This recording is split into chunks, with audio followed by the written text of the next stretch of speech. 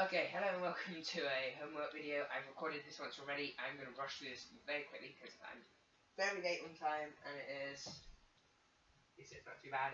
19 at 8 past 7. Not good for me. So I have hardly any time to upload it. It's the day before the IST is to be in. I have to rush. And quick note is, this information is mainly found by Francis Poundton on YouTube known as What Do You Want To, because of I don't say that teachers like it's YouTube. I do that. This is my channel. What do you think you're watching? And yeah, okay. First one I want to make is when I got this IC, I was extremely happy because if you look, I am an extremely fond of electronics person. Like any computer related thing, the Wii U, which seems like it's going to power. There's the headphones, and my actual YouTube videos I do on this channel, my chat room. Okay, and then I'm going to stuff around here and stuff. All of this. Like, I'm very fond of stuff like this. There's the iWatch, which I just used a minute ago to check the time. Just wondering what I was actually doing. Okay, hope I can put this in a decent spot I had it in. Hopefully that was a good enough spot. Okay, I've got my information here, I've got everything sorted here. Obviously this is my second time reading through this. I've only read literally 3 facts of it. I'm really not really the best at this. Yeah, so I was happy when this came out because like I love everything to do with IT and stuff. Like it's just what I've wanted to do for a long time. Maybe I'm getting into drama a lot, but that's my thing. Like look, I've got game teddies. Why? Okay, that big one ain't a game teddy. I don't know why I have that. I had to buy it. I just saw it. But internally you can hear me great. Stuttering on though, so let's come to this. Okay, so I've got two. We're gonna start with this. That's just the IST. History of computers. Great. Again, let's go into this. Okay, so first we are starting in 1936, where a person called Conrad Zuse made the Z1 computer. First freely programmable computer. So the first one that you could actually program what it does instead of having after it's built there's nowhere modifying it and stuff. Like this one's one that you could freely use, make and turn to whatever you like make it a proper computer. Like example of this. Okay. I guess I need to pop up around in the video. I am in a previous thing. Okay, around now will be an old-fashioned computer. Well, if that wasn't like, if I could take that apart and screw it all, I could like go and mess around with the wires, and if it broke, I could go in and fix it again, which would be useful. Get rid of that. Again, then we've got in 1942 by, I can't say his name very well, John Atanasoff, something like that, and Clifford Berry made the ABC computer. There is a very terrible joke in this. Francis did not make this. Don't blame me on him. Okay. It was the first computer that was in business. It's not always as easy as ABC. Yeah, song, amazing. Very sarcastic. My personality outside of school. Amazing. Okay, so in 1944, Howard I don't even know how to say that. Something Aiken or something, and Grace Hopper made the Harvard Mark I computer. And yeah, all it says for information is the Harvard Mark I computer. Well, obviously it's called that. It says right here. It says on the sheet. And it repeats itself. Yeah, I don't have any information on that, seems. But we'll go with it. And then we've got from 1946, the John Presper Eckert and John W. Marchley, I think that's what it says, made the ENIAC 1 computer. Yeah, this thing has terrible information on it. Like, it does not. Like it says 20,000 vacuum tubes later. Wow. Again, 1948 was the Frederick Williams and Tom Kilburn made this computer, and it was called Manchester Baby Computer and the Williams Tube. Yeah, going. And then there's 1947 to 48. There was a computer. There was the transistor.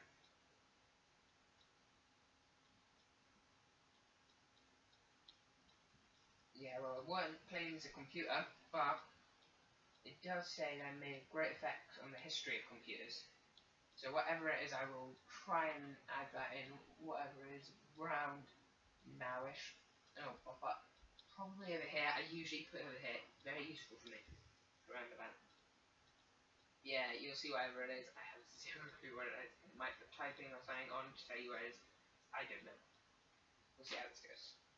Okay, then in 1951, there is the UNIVAC computer, UNIVAC computer, the first commercial computer and able to pick presidential winners. That was actually quite useful. Okay, then in 1953, the International Business Machines made the IBM 701 EDPM computer. And yeah, it's in the computer history. Very useful. Okay. In 1954, John Backus and IBM made the Fortran computer programming language, the first successful high-level programming language. That could be quite useful. I'm guessing that's how they get languages and stuff like set into computers, so you can choose more than just English or something like French, German, Swedish. I don't know why you choose Swedish, but the only one I could think of. Okay, then in 1955, and it was in use in 1959, made by a lot of people, with this internet, was the Irma and MICR Micker. Was the first bank industry computer. Probably quite useful in history.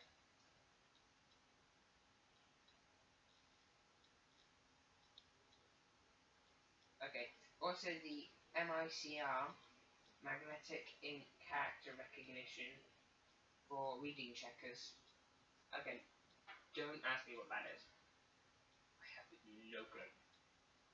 I might check.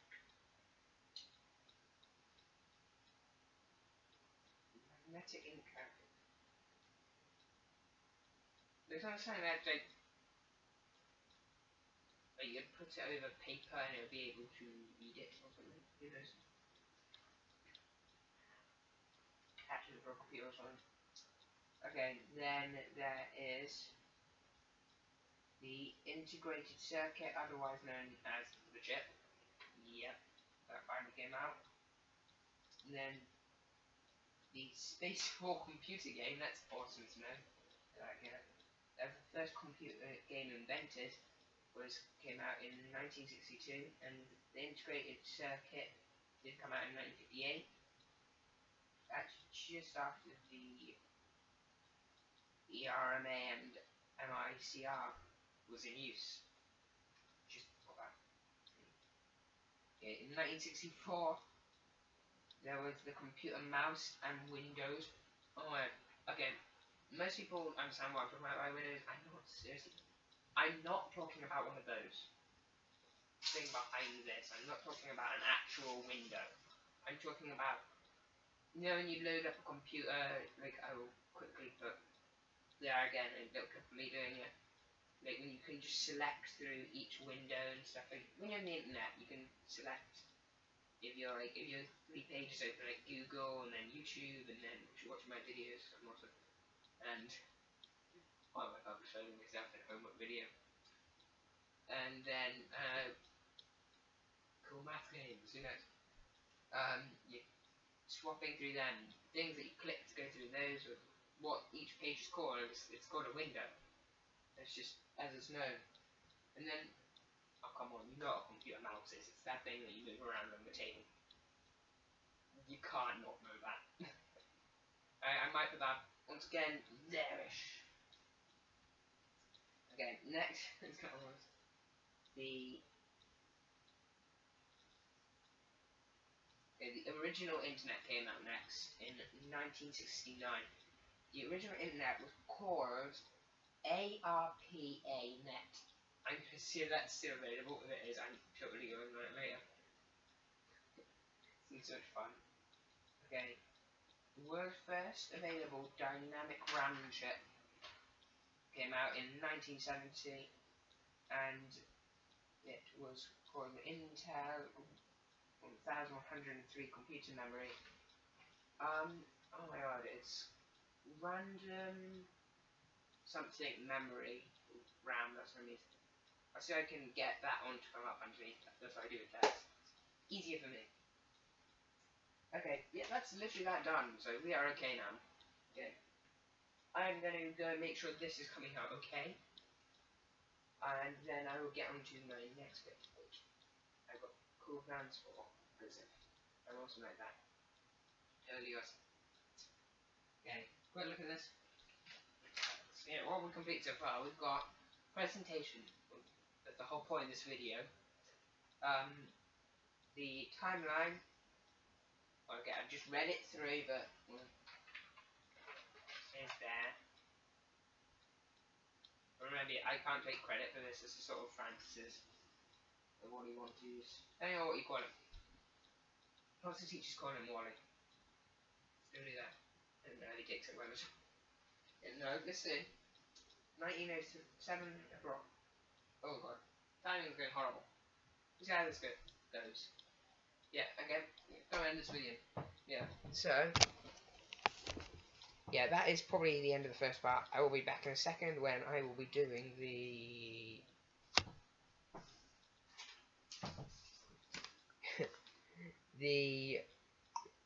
the future bit where I'm explaining some cool ideas for the future inventions. I will do some awesome YouTube editing to make it actually happen in this room. Yeah, I'm awesome like that.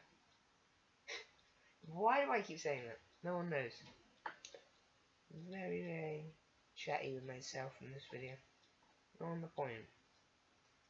It's just me. Horrible at school. It actually says a lot of things in here, so I know when it came out. I just noticed that. Wait. See, this is correct at all.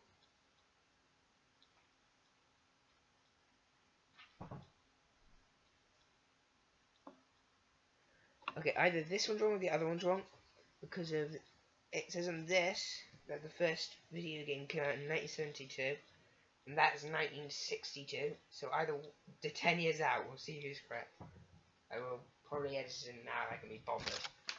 But time, it's like 7 o'clock at night. Not long for me. I'd usually be up around 10. But 7's cut off usually for doing anything. So I'm pushing it already for timing. Yeah, I do have more information stuff over here for me. I think. More stuff I've been given to complete. Mighty presentation of a lot of writing, which I'm going to read out. Yeah, I will get that sorted in a minute. So you can check through this footage, edit it if possible, and then I will be back then. See you.